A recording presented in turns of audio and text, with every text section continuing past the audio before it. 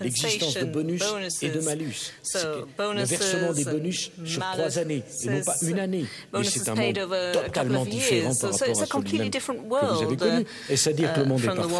Mais certainement pas. Est-ce à dire qu'il n'y a plus de travail? Mais certainement pas. Mais enfin, reconnaissons tous ensemble, il faut discuter les choses, que ça a progressé d'une façon stupéfiante. C'est devenu le sujet normal de conversation entre ministres des Finances. C'était des sujets qui n'étaient jamais évoqués. Mais même en Europe, Andorre, Monaco, d'autres pays. C'était un sujet tabou. Aujourd'hui, ils ont signé des conventions fiscales qui les fait sortir de la liste noire. Est-ce que vous auriez imaginé que c'était possible en 3 ans? Une dernière question. Philippe Alfroy de l'Agence France Presse. Justement sur ce sujet, Monsieur le Président, les ONG sont un peu déçues et estiment que le temps passé à résoudre les problèmes de la zone euro a un peu empêché le G20 d'avancer sur vos priorités. Est-ce que vous partagez ce point de vue? Et deuxième question sur un sujet qui n'a rien à voir, l'hypothèse d'une frappe préventive sur l'Iran est nouveau à l'ordre du jour. Est-ce que vous en avez parlé avec le président Obama? Est-ce que c'est une perspective qui vous inquiète?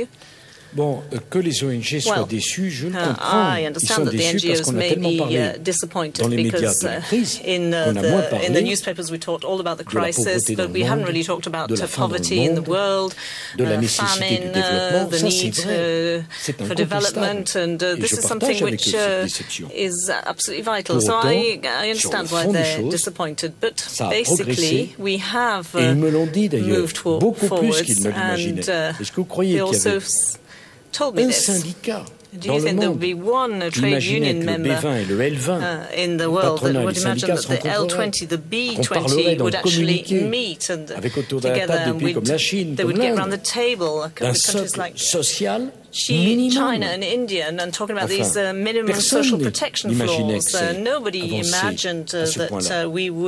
Alors vous-même, dans votre question, vous êtes un peu déçu. C'est déjà formidable parce que le rôle d'une ONG, c'est d'être intransigeant, c'est de demander que ça avance, c'est de trouver qu'il n'y en a jamais assez, c'est tout à fait normal. C'est l'enthousiasme pour les bonnes causes qu'ils défendent.